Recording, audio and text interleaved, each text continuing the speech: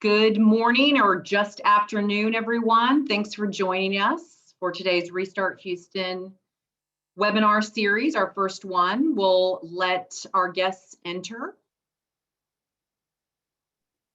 and I'll be right back.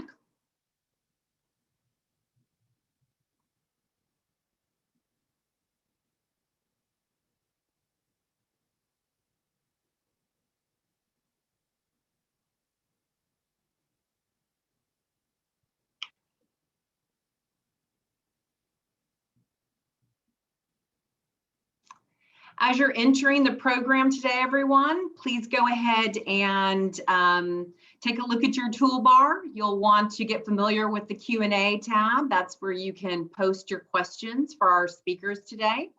We'll have some time at the end of the program to ask questions. And if you already know what those questions are, you can go ahead and drop those in there now. We also had our audience submit pre-questions, so we've got those as well. And thank you for sharing. So we'll let a few more folks in.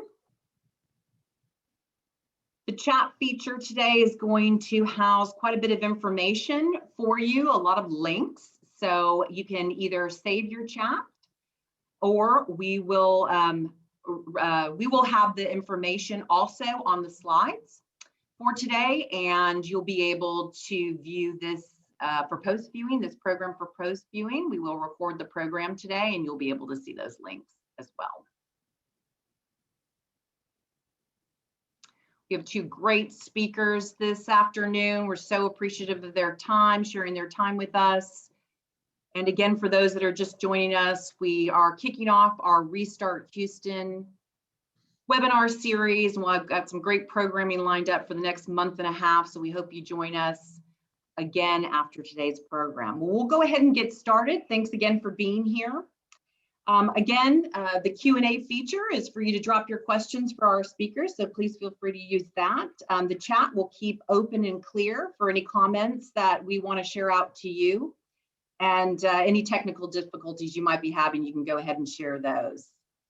We do want to remind everyone that we're going to do the best we can to answer all of your questions, but I know that in some cases they're very specific and unique in nature. And we would just recommend that you consult with your legal advisors and also your physician for those specific questions. So today we have two wonderful speakers, as I mentioned. We're also going to be bringing to you more content throughout the next month and a half for Restart Houston, which we hope to bring you information around how to get back to kind of a new normal in terms of your workplace. And we'll also be talking about things that affect your business somewhat outside of the health and safety aspects, marketing. We'll talk about equitable recovery. We'll talk about your talent and your workforce. What does that look like in this new environment? So you can register for all of these programs right now on houston.org event. That'll also be in your chat. We also want to bring to your attention some information that we include on our website, the Greater Houston Partnerships website. If you go to houston.org coronavirus/coronavirus, you'll be able to get this page with the information you see in these drop downs and more. There's quite a bit more information, and we do keep it regularly updated because this is something where we know that things change, the data changes, the guidance changes. So we are keeping that updated, and we do want to direct your attention there. We also want you to look at a couple of other links today. OSHA.gov, we'll be referencing that information. There's also the EEOC.gov/coronavirus.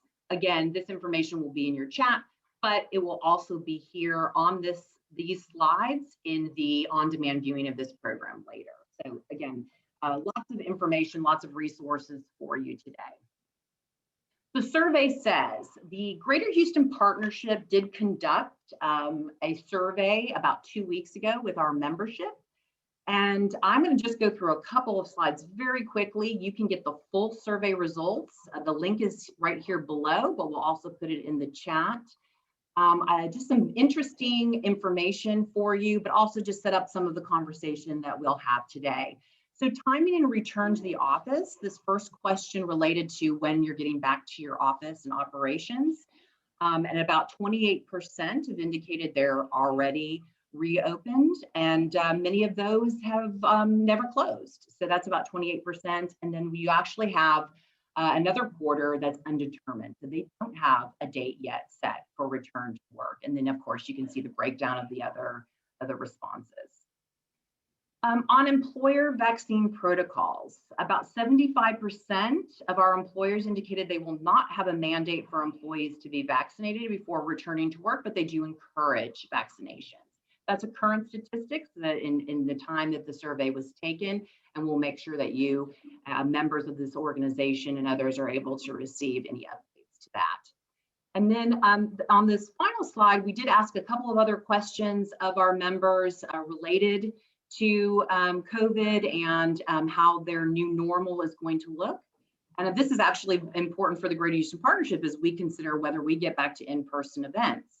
So the first bullet here talks about how comfortable you would be in terms of returning to in-person events. And many of our respondents indicated that, or I say many, about half indicated that they would be comfortable returning to in-person events. Of course, with corporate policies, some of them personally will get back to doing in-person activities, but they would not necessarily be able to attend an event that might be restricted by their employer. So those are just some quick headlines related to the survey. We're going to jump right into the program now. We've got some really great information and two great speakers, as I mentioned. Dr. Carl Bartian is the Chief Medical Officer for HCA Houston Healthcare Clear Lake campus. And he is an infectious disease specialist, previously serving as CMO at HCA Houston Healthcare West and HCA Houston Healthcare Southeast, and as the HCA Gulf Coast Division Chief Medical Information Officer. He joined GCD's executive team in 2008 after a 24-year career in private practice of infectious disease. Dr. Bartian received his medical degree from the State University of New York Downstate Medical School. He went on to complete an internal medicine residency at Cleveland Metropolitan General Hospital and an infectious disease fellowship at the University Hospitals of Cleveland. He also has a very long bio and with lots of other experience, which we will be able to share with you in our chat today. But our next speaker is Tom Wilson. Tom's been a partner at Vinson & Elkins since 1994. After more than 35 years of experience in employment, labor, and safety law, Tom Wilson has learned that clients want a lawyer who can handle any problem they may have in their workplaces. This is very relevant for today's conversation, Tom. When the COVID-19 pandemic struck and companies wanted to furlough employees, Tom knew how to do that from experience with seasonal employment trends in manufacturing and related to the construction industry. So his broad and deep experience in this practice area is why he's sought after by clients around the world for insight on their U.S. operations and direction on matters related to managing a global workforce. It's also important to note that Tom has been involved in work on ESG. He also counsels employers regarding union relations and assists them with collective bargaining negotiations. Again, much more on Tom's bio, but we'll go ahead and kick things off with Dr. Bartian. Dr. Bartian, it's great to see you today. Let's talk a little bit about what's the status right now with COVID-19 cases, hospitalizations. If you could tell us a little bit about that. Sure. The numbers are still rather staggering in the totality. I mean, this is a disease we've never seen anything quite like this before. Across the country thus far, we've had over 31 million cases of COVID-19. This is since the beginning of this pandemic, a bit over 12 months ago. And of that, unfortunately, we've had about 560,000 deaths, which is again, that's a very, very large number. And those of us who work in hospitals, we've sadly seen many individuals come in, get treated, and unfortunately die. Now, there is good news on the horizon, which is that vaccination is going strong. We have given about 195 million doses of vaccine thus far in this country. And Texas is doing quite well, as is our local Harris County. Just to give you an idea of how COVID has affected Texans, we've had almost 2.5 million cases of COVID, 2.4 million cases of COVID since this all began. And again, we've not been spared. We've had about 48,000 deaths. The amazing thing is how well we vaccinated individuals. We're already at over 42% of the population over age 16 having received a dose of COVID vaccine here in this state. You'll remember that the vaccine is not licensed for young children. 16 is the earliest that we give it. But like I said, we've already given almost 43% of the entire population of a very large state at least one dose of COVID vaccine. When you start looking at the real susceptible individuals, those over age 65, it's almost 3 out of 4. It's over 72% of the population over 65 that has received at least one dose, and more than half, 56%, have received the full dosage, full regimen of the vaccine, either 2 of the Pfizer or the Moderna or 1 of the Johnson & Johnson. So although we are still seeing cases, no question, hospitalizations are still occurring. We're not saying the coast is clear and completely drop your guard, but the point is we're seeing significantly fewer cases, where we now have maybe several hundred cases in our hospitals across the region. You just go back a few months, we were in the many thousands daily census of COVID cases. So we're definitely improving. I think now is absolutely the time to start thinking about getting back toward whatever the new normal will be. There's a lot of debate about what that is actually going to be. But I think now is absolutely a time to start reconsidering. And I'm sure we'll talk some more about this in the role of vaccines and how it can help with all this. Now, in terms of getting back towards opening up businesses, I think, as you pointed out on that slide, 28% or so are open, or as you said, had never really closed. But if you haven't opened, if you're thinking about this, there's several steps you need to go. They're really about 5, and some of it are really common sense.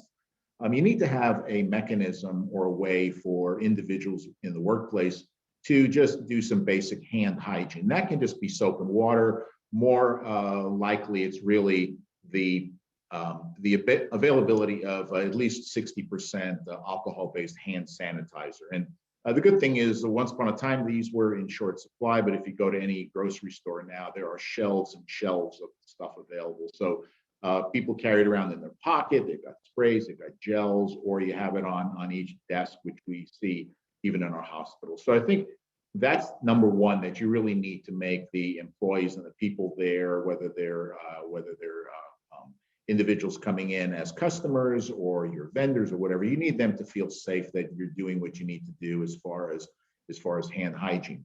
Now, keeping areas clean and disinfected has been a challenge, but the CDC actually did something great last week. It was just last Monday.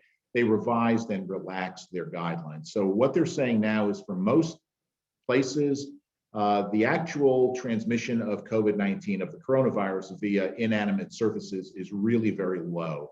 And once a day, washing, cleaning with soap and water or water and detergent is really all you need. You no longer need to be sanitizing with disinfectant sprays or wipes between every single encounter or every set number of minutes or hours. Once a day cleaning is really all you need. There's some exceptions, which again can be found on the CDC website. If you've got individuals, or you're dealing in your business with individuals who may have compromised immune systems, or if you've had an individual with COVID-19 within the last 24 hours, you really need to disinfect those surfaces. But regular detergent and water once a day is really all you need from most individuals.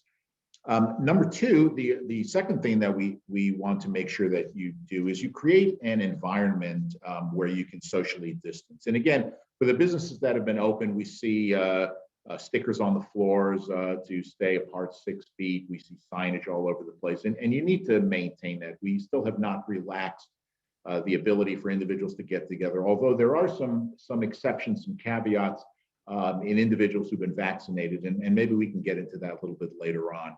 The third thing you need to consider is how do you keep your employees safe? How do you make sure that you screen them before they come to work? How do you make sure that if they do get sick, that they're cared for in a compassionate and confidential manner?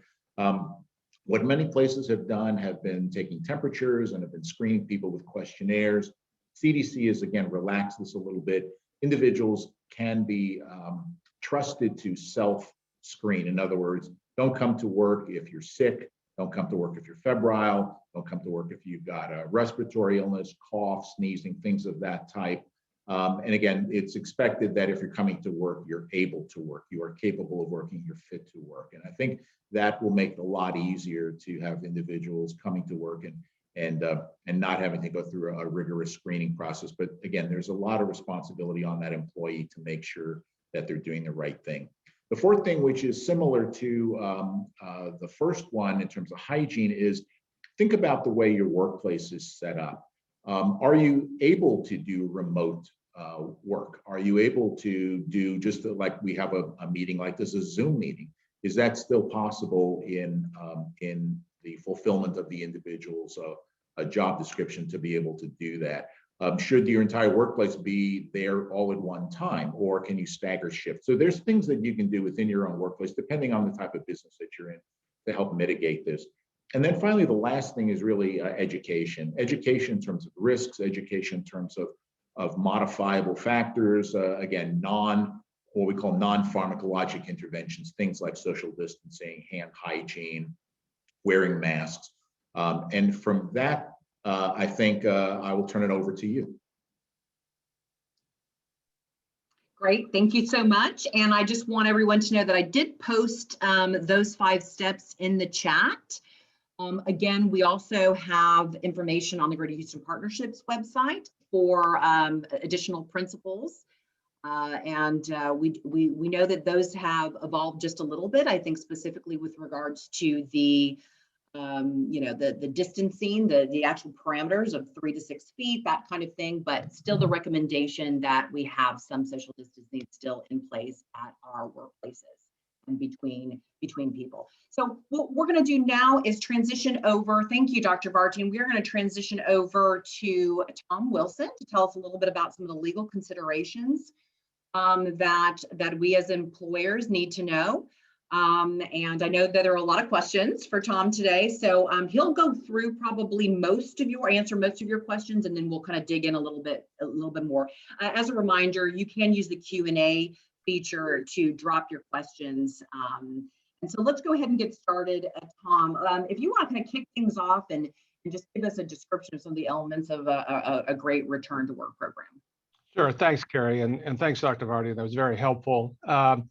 It's been an interesting year to advise clients with regard to the workplace and this issue of returning to the workplace, because I've had to tell them that whatever I say today may be stale within days or even within hours, depending on what happens with scientific developments, the conditions of the pandemic itself, or government regulations.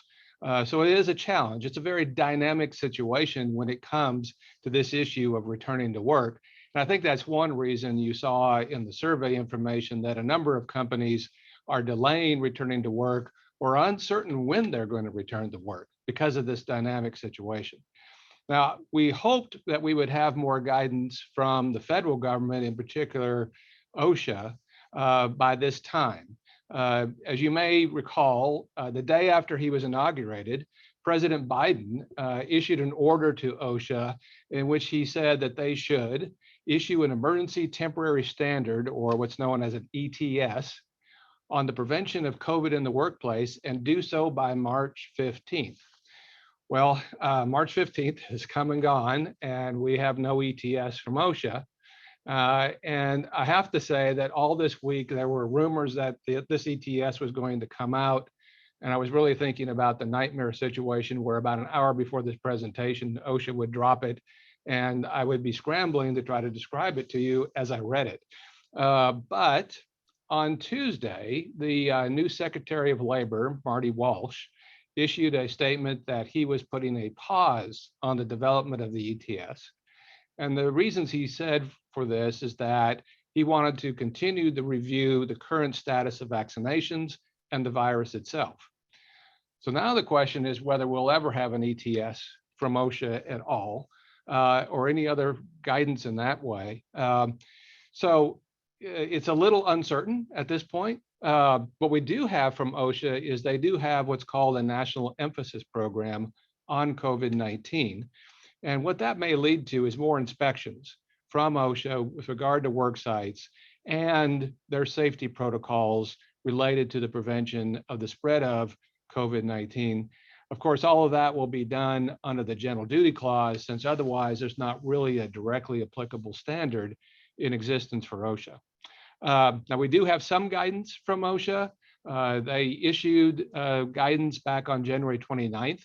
And the link that Carrie showed you that showed the OSHA coronavirus safe work link that was on the original PowerPoint that Carrie showed, you'll find that guidance there. And some of what I'm going to talk about here in a second about returning is really what's in that guidance. You also need to be aware that we're not only looking at the federal government, but as you all know, the state government's been involved in this process and local governments. We particularly know that here in Houston, where we've seen the give and take between our state government and Harris County government. So you have to be aware of all of those differences and think about that when it comes to the workplace. And if you work for, or you're with an employer that has offices across multiple states, you have to look at those different states. For instance, if you have an operation in California, California is one of the 21 states that has its own OSHA, its own state OSHA. And Cal OSHA has issued an ETS on COVID prevention. So if you have a need to or a wish to have a standard return to work process for across the company, across the United States, and one of those places is California, then you're probably aiming your program to meet the California standard, which will be the highest standard you'd have to reach, and then spreading it across the rest of the organization. So anyway, let me talk a little bit about what the basic elements of a return to work plan is.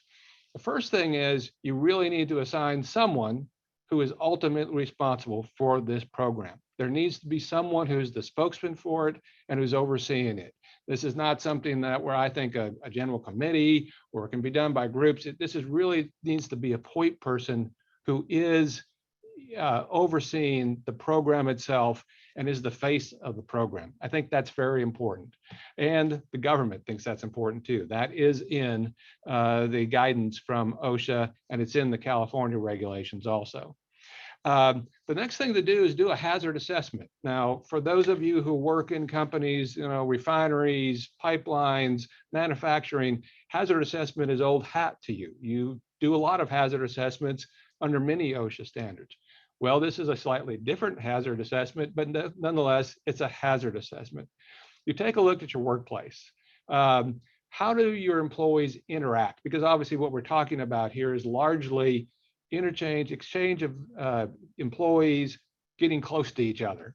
And when does that happen in your workplace? When does it need to happen? If you have a workplace, for instance, where you have cubicles, where you usually have had 50, 60 employees lined up and they talk on the phone and they're within 6 feet of each other, you obviously need to think about how you might change that. Or you have situations where you have employees working right next to each other or other kind of circumstances like that. Every workplace is a little bit different in this situation. Then what you do, once you've done your hazard assessment, then obviously you have to address how do we deal with the hazards we've just identified. If we have employees that would generally work very close to each other in open areas, do we put up barriers in order to protect them? Or that would be what we would normally call an engineering type of control. But if we're not going to engineer our way out of it, then maybe we have what's called administrative controls. And that would mean, do we start to alternate work schedules so that we don't have as many employees in the workplace and we can control spacing better that way? So those are the processes you would have to work through once you've done your hazard analysis to sort of then deal with those hazards and think what your plan is going to be in order to mitigate those hazards that you've identified. And the next thing is you really have to inform your managers and supervisors what the plan is before you roll it out to the rest of your employees.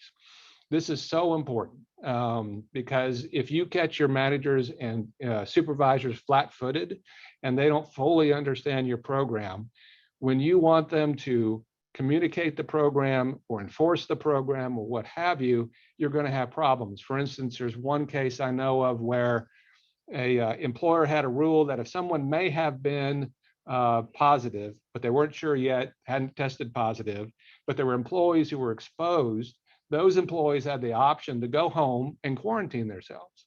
Well, something like that happened in this workplace.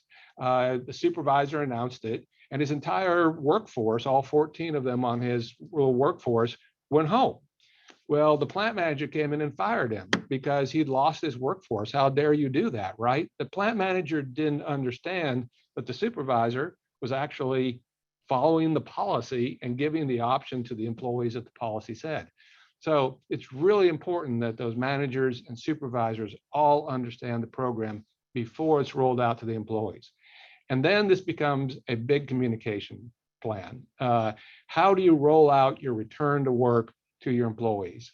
Because not only should it be, a clear communication sent in writing so that they can see what you mean by your process, what your plan is, but then you need the follow-up. You need those managers and supervisors who you've trained on your program to follow up by calling those employees at home, since that's where they're apparently working, and saying, do you have any questions? Walk through the most important parts of it. That's going to take time and effort, but it's very important that all of that be communicated. So when the day comes when those employees walk back into your workplace, they know exactly what it's going to look like. They know if they're going to walk up to a temperature sensor. They know how they're going to be greeted. They know if they need to have a face mask on. All of that is clear to them, and that will make them so much more comfortable returning. Then the last thing I want to say here on this point is don't forget the 70%. And what I mean by that is generally about 70% of the workforce never had the option to work from home. So for many of you, you've had employees for a long time who have worked through all of this. And they've been dealing with all of these issues on an ongoing basis. Some of them may not be real thrilled to see a whole bunch of what they consider amateurs coming from home because they haven't been dealing with this. And so they're going to say, I really want to be around these people. Do they understand how we've all been working through this process in our own little bubble? And so you're going to have to also communicate to those employees about how you're going to integrate your at-home group back into the workplace, but at the same time, keep that 70% safe. Carrie? Excellent. Yes. We have to remember that, right? I mean, there are people have been conducting business as almost normal for a long time now. And so they've been doing everything right. And so others will need to get on board. So let's switch over to the vaccine. And Tom, we'll stick with you. You saw the stat that we put up earlier about the percentage of employers who would encourage, but not necessarily require vaccinations before returning to work. So really, what's the thought process here about employers requiring or recommending? And does this have something to do with reasonable accommodation? Is it a one size fits all or case by case? I could go on and on. I'll let you take it from here. Okay, that sounds good. First, the first legal issue that always came up on this and still gets asked often is, can an employer require employees to be vaccinated before they return to the workplace? And the basic answer is, in almost every situation, yes, an employer could require that. Now, you saw the numbers, I think Carrie put up that said like 75% of employers have determined they're not going to do that. Now, why would that be? And one thing to understand too is even the EEOC has said, yes, employers can require employees to be vaccinated before they return to the workplace. But the question is, should you? One part of the issue is the legal issues that this could bring up. You could have employees who say, I cannot be vaccinated because I have a health condition that worries me as to whether or not I should be vaccinated. And now you're dealing with the Disability Act and the reasonable accommodation issues around that. You may also face some employees who will say, well, I have a religious prohibition against vaccinations. And now you're dealing with religious rights and whether or not you're going to then be able to accommodate those religious rights. Of course, all the time, you're probably dealing with an employee who's been working from home for months. So the accommodation of allowing them to continue to work at home, it may be hard to say that that's no longer available. Because remember back before the pandemic, I can remember there was all sorts of debates about whether or not remote work would ever be a reasonable accommodation. And the general answer was probably not. Well, the world changed in the last 12 months, and we've learned that you actually can work from home. A lot of how you will handle the vaccination issue, I think it then goes back to what I talked about, that hazard assessment, because Carrie is exactly right. This is not a one size fit all situation. It's all different. If you're in a medical situation like Dr. Vardian is in, certainly a different rule for any of the employees there who will actually interact with patients. I would anticipate that most medical employers in that circumstance are going to require those employees to be vaccinated. There's also the situation of what happens when you have a workforce that doesn't just work together, they live together. Think shipping, think offshore oil drilling, maybe even think man camps out in West Texas. Are we going to think there that we really do need to require those employees to be vaccinated? Because it's very difficult when employees are living together in those circumstances to keep them socially distanced. People aren't going to sleep with their mask on. So how's that going to work if we don't require the vaccinations? Now, you also have to think about your workforce in those terms as to what kind of resistance may you get. For instance, I have one client that is an offshore drilling company that did a survey of its employees who work offshore, and 50% of them said they have no plans on getting vaccinated. Now, that may change over time. And if that employer went to them and said, well, if you want to work offshore, you will be vaccinated, many of those answers may change, but it does indicate that there could be resistance. So you've got to think about, and in that circumstance too, let me say, those employees knew that that particular employer had recently had one rig where there was an outbreak of COVID. They had 25 employees come down with COVID, had to be airlifted off the rig, and 2 of them had to go to the hospital. Even with that knowledge, there was a large percentage who said they weren't planning on getting vaccinated. Now, you might, instead of using the stick of you've got to be vaccinated, you might use carrots. And that's a fairly frequent thing that's starting to get used. You may have seen some of these ideas. Gift certificates of $100 for someone who goes and gets vaccinated. Time off, paid time off to go be vaccinated.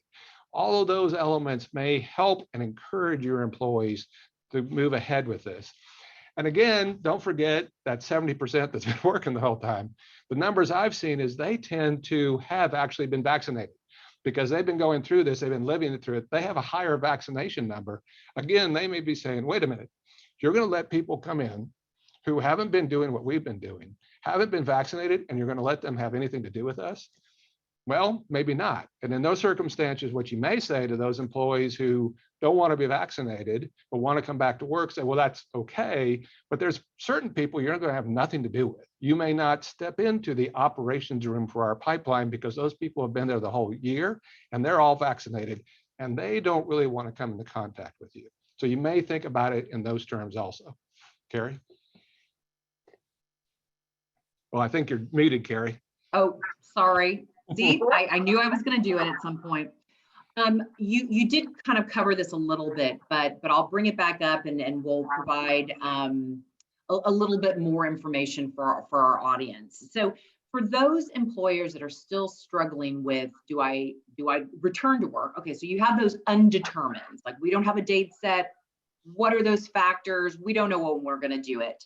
And then, so how would we really talk to them about going back to normal operations versus continuing with remote operations? Right. And this is an exercise in risk balancing is what this is. So you've got to look at, okay, if I continue with my workforce, a large percentage of them working remotely, what have I seen as an impact on my operations? Am I seeing reduced performance from employees because they have been out of the office for so long? Am I seeing performance issues that may be caused by the fact that they are not in the office having that interchange of ideas with their manager or supervisor or fellow employees. Are we seeing loss of employees? Are we having turnover because people are out?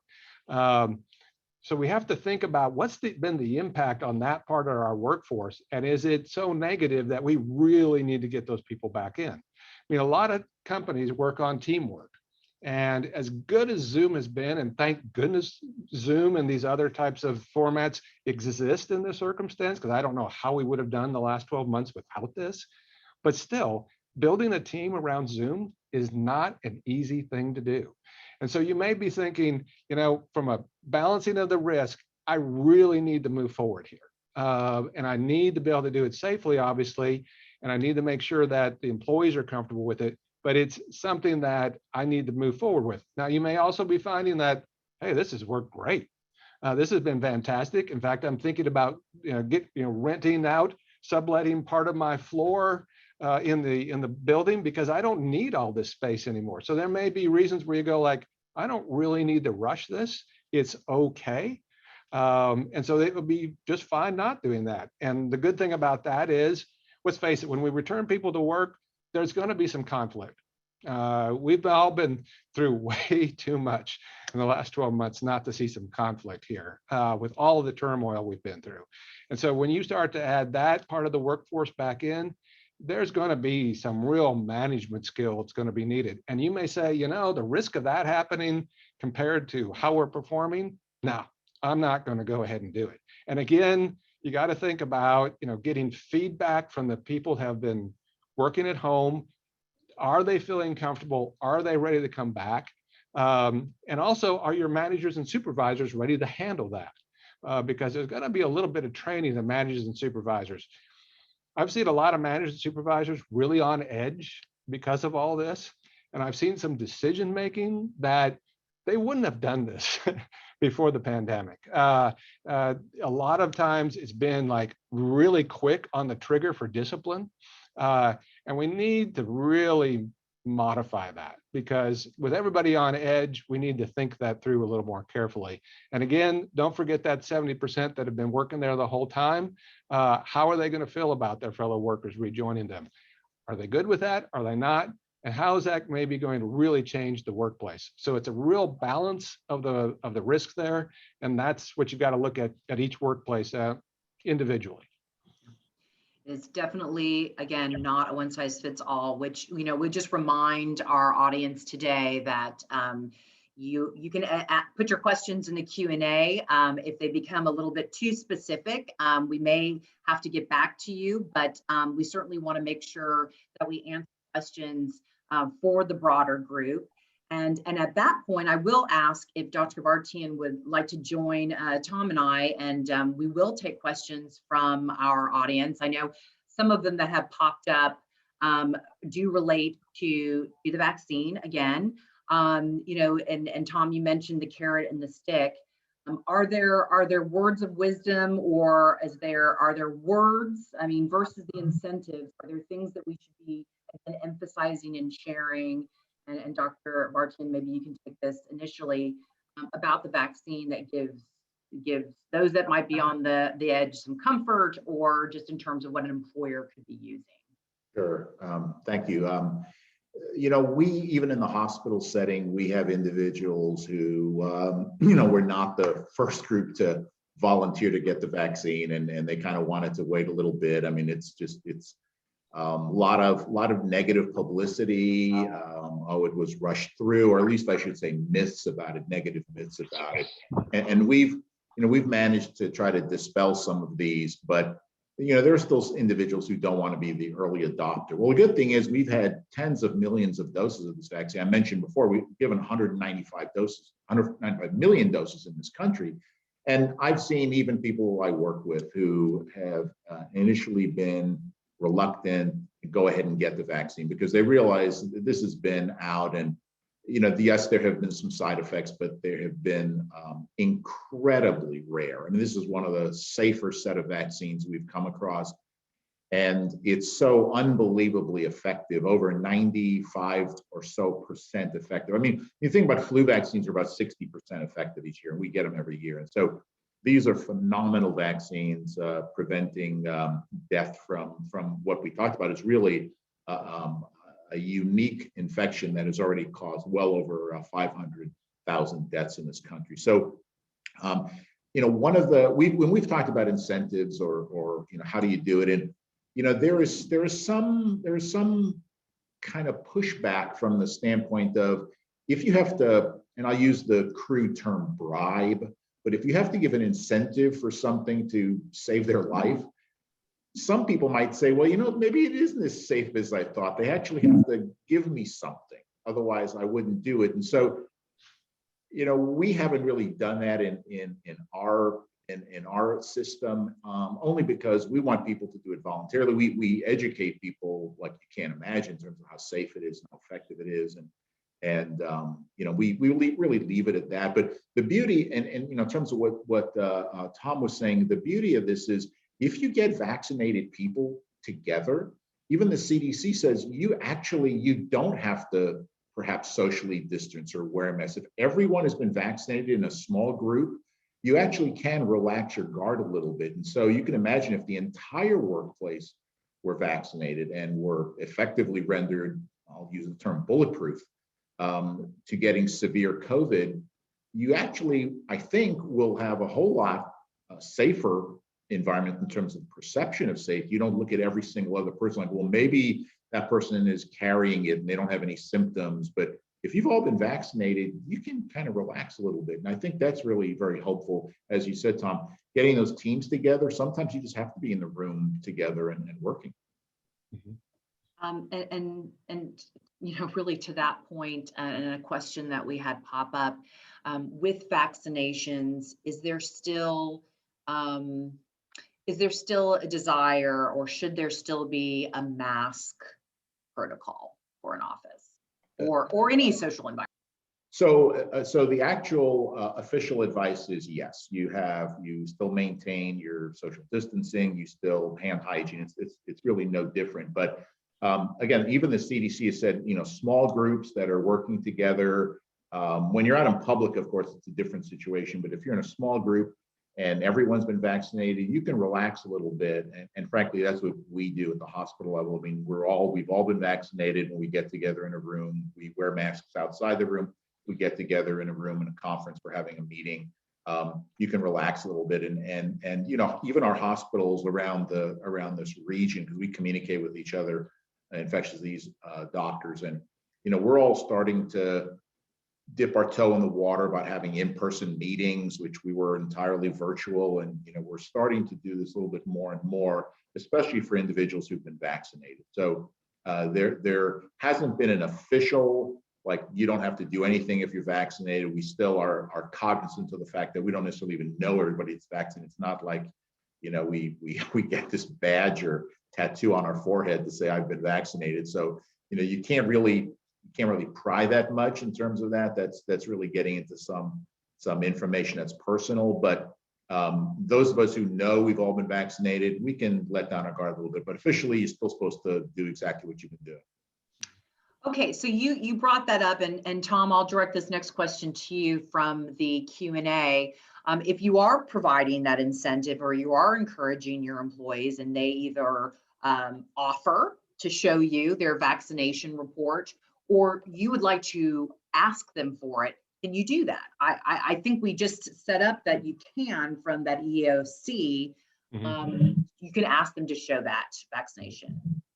Yeah, I think that's correct. This is obviously an issue under the Disability Act, and everybody's been trained so much to avoid any discussion about anybody's health condition that we're all sort of like leery of asking these questions. But when it comes to situations where either we have the bribe that Carl was talking about, to say, if you want this, you have to tell us or show us actually that you have been vaccinated, I think you can do that. With regard to such things as, you might not say that, well, to work, you've got to be vaccinated, but you might say to do certain things, you might have to be vaccinated. For instance, if you want to meet with our customers, we're going to require you to be vaccinated. And in those circumstances, I think it's a valid position to take that you need to see the card to actually see that, yes, I have been vaccinated, so that you know that for your whatever restrictions you might have in your workplace about how you want it to work, you can validate that. Okay, well, this lends itself to the workplace again with regards to what are those work safe principles, and Dr. Vartan, you might be able to answer this question. You know, we've got these environments that we may be returning back to. Again, Tom, you mentioned having a plan, reviewing your office environment and any hazardous circumstances, or in this case, making sure you have a plan and you're communicating that plan to mitigate. So from a performance issue standpoint, for a company, working from home is difficult. And for those that have open office concepts, 6 feet is very difficult. And the path forward isn't terribly clear. So from a medical professional standpoint, I think we established the fact that 6 feet isn't the rule right now, but a comfortable distance. Is there clarity? Is there 3 feet, 4 feet, 6 feet? I mean, is there anything definitive about that? No. I mean, in a simple word, you know, again, these rules were decided based upon you know, how far infectious particles might spread after a cough or a sneeze. And it was basically a compromise. I mean, in some cases it can go further, in some cases it's not as much. During this whole period of time, you know, it's aerosol spread versus droplet spread. How much did inanimate surfaces play a role? I think the CDC has finally come around. It's been quite some time, but they finally come around thinking the inanimate surfaces are really not that big a factor. But this was a compromise. In some cases, it's larger. And you know, for schools now, it's been 3 feet. And there's been some question in terms of in the infectious disease world was like, where exactly did that come from? You know, where was that study done that said that 3 feet is okay, 6 feet was okay, now it's only 3 feet. So I think some of this is just it's a reasonable compromise. You have to come up with something, because otherwise, if you just say a sufficient distance, or if you leave it vague like that, no one will have any idea and there'll be no standardization. So, you know, they came up with this number, but is it all that perfectly scientifically based that 5 feet is no good or 7 feet is too much? There really wasn't that kind of data. So, and then in our next presentation on April 29th, we will talk about workforce configuration a little bit more and designs and what are some of those trends are, so that we are either in compliance with our own kind of employer policies, but also what is the world looking at right now. A lot of businesses are open concept. So, you know, they're going to want to make sure they're following the rules and taking care of their employees. And we'll continue to post any new information that comes out on our website. And I know that we'll be following along with HCA and the other medical institutions. And if I could add one more thing, and, Sure. and it's not so much also the physical distance, it's air exchanges, it's how the air flow. So you've got the whole HVAC system in there. If you've got a confined space and you're separated physically, that's not as good as if you've got a lot of air exchanges where you've got filtration as well as just the air blowing these particles. And so it's not just a simple physical matter. You also have to think about just the way that air is circulating in that room. Absolutely.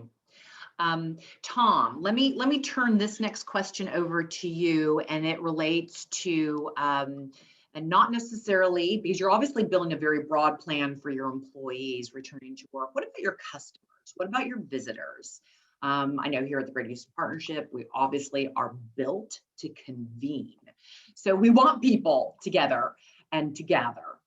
So what recommendations would you have? And maybe they're very similar to what your plans are for your employees returning. Yeah, except obviously you're not going to probably ask a customer whether they've been vaccinated or not, but you certainly probably would go through, you know, a process where you would have the customer verify that they've had no symptoms. You may have the temperature system that many companies, I've walked into a number of offices where I've had to stand in front of the little machine, put my head in it and see the temperature come up. And so I think that's going to be a fairly frequent kind of screening process for people coming into the office. Some companies, my own, for instance, here at Vincent and Elkins, we have a little more strict on that. Actually, we have to go through a process. And a little bit of this is also dealing with our landlord, the building, to make clear that in advance, we know exactly who's coming, where they're going to be in the building, which floors they are limited to. Part of that also, though, goes to contact tracing. We want to know who's been here and who they contacted and who they were around. So just in case that customer call or that client calls back up a week later and say, guess what, guys, I have COVID and I was probably exposed before I saw you guys. We now know who to go to and say, the quarantine issues apply, and we need to notify other people that they may have been on the floor with this individual. So I think a little bit of it is just keeping track of those visitors as they come into your facility so that you can do the right thing with regard to tracking. So how do we answer the question of our employers who, are really concerned, again, about bringing people back into their workplace, especially when, there's the possibility of being sued, from all aspects. Is there a waiver? Is there something, a get out of jail free card? Is there anything that an employer can have at its hands other than, as you mentioned, kind of balancing risk and making sure you're following those guidelines? Unfortunately, there isn't, because, particularly in Texas, a waiver of a future act of negligence is unenforceable. So it's not worth the paper it's written on. Several, the federal government and state legislatures have all looked at some type of immunity for employers bringing workers back. We don't have that law in place, so that's not there either. So unfortunately, I can't give anybody the magic bullet on that one. I think it is good to have individuals acknowledge your program, acknowledge that they're going to comply with it, both as far as customers, visitors, and employees, so that at least you have a record that, hey, we told you these were our requirements, and that you recognize that those were appropriate. For what it's worth, I think that's helpful, but it's not a waiver of legal actions. Dr. Vartian, I'm going to go back to, I think there's just a lot of conversation around the vaccine, so I'm going to go back to that for just a second. So for those who have been vaccinated, whether they're showing proof or they're not, if they come back to an office or go back to those gatherings, and they've been exposed maybe recently, do they need to be quarantined? Do you need to be quarantined at any point in time, or if you feel like you've been exposed to COVID? The guidelines are still in flux. I would not regard you as really being of any significant concern. I would not quarantine you if you were to ask my professional opinion. I think the chances of anything happening to you would be slim to almost non-existent. And again, you're going to be doing exactly what we were talking about, or both of us have been talking about. You still screen prior to coming in, whether that is a physical screening where they take your temperature and ask you some questions, or you do it as the CDC now allows, where you kind of do it in advance, and you put that onus on the employee when they come to work. They're supposed to be without symptoms. But if you've been vaccinated, I think you really have you really have a low risk of getting ill. So a quick question in terms of, I think this is one that you go back to and you look back at your HR policies again and look at reasonable accommodation for someone that has a specific illness or a specific condition. You're already probably have the toolbox right now to take care of that situation. Are there any other recommendations for an employer who may have an employee that does have a special condition, health condition, not for the vaccine necessarily, but in general, in terms of accommodating someone coming back to the workplace. And is there anything in specifically, we're not going to get into the specific illness or disease or condition, but would you just go back and refer them back to your HR policy? Yes, I think you'd start with your HR policy as far as reasonable accommodation of health conditions and how you handle that type of issue. But it's a little different here because obviously you're looking at how has their performance been. I mean, if they have been performing their job just wonderfully, and you look at their last evaluation, which was done during the pandemic when they were working at home, and it's all top scores. And so it's at that point, it's a little hard to argue that they have to come back to work because apparently they've been doing the job just fine. And so they have a pretty good argument that letting them continue to work at home is a reasonable accommodation. And so I think we're going to see a lot of this. I think not only in terms of medical conditions, but I think we're going to see kind of a change in the workplace. A lot of people are not going to be coming to the office as much as they used to. They may come occasionally for meetings, but I guess the good news for that is a lot of employers may save a lot of money on renting office space. Yeah, absolutely. I know that kind of the new hybrid model is definitely in place and being used right now. All right, so I think ultimately we've answered most of the questions. There's still a few out there that are very specific in nature to an exempt employee versus a non-exempt employee. I don't think there's a lot of difference there. Obviously, if you have someone that's on an hourly basis, it is a little bit more difficult when you start deploying flex work hours. And of course, we then get into what kind of industry you're in, the environment. It may be an educational institution versus corporate office. So those are all going to be special circumstances. But is there something that we should know about the exempt and the non-exempt employee?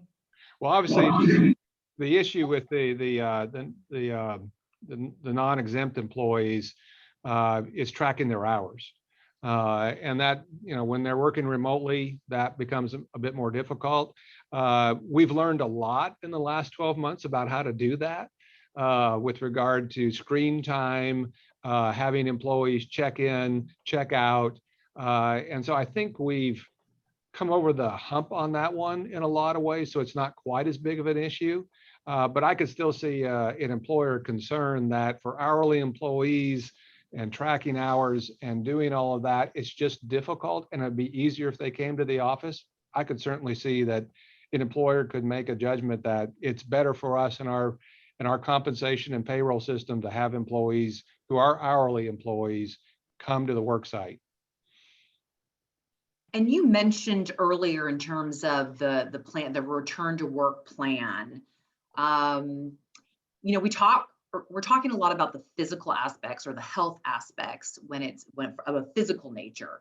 But Tom, you and I talked offline about what we should be arming our HR departments with when it comes to getting back to the office and getting all these people back to the office and the socialization and the collaboration space, your managers, your supervisors, and what our company should be looking at in terms of revisiting, refreshing, or at least communicating their employer handbooks and their plans, reminding people of, we talked about harassment, we talked about that environment that you're going to be in. Can you speak to that a little bit? So we're getting away from kind of the health aspect per se, but talking about a healthy environment as well. Yeah, I think part of a return to work program ought to be early on some training for everyone, reminding them about how you behave in a workplace, how you interact with your fellow employees, the specifics of your anti-harassment policy, what harassment means. And it's kind of interesting because in some ways, what harassment has changed in the last 12 months. There is a different standard in a way. And so you're training towards that different standard, and everybody's got to be aware of that.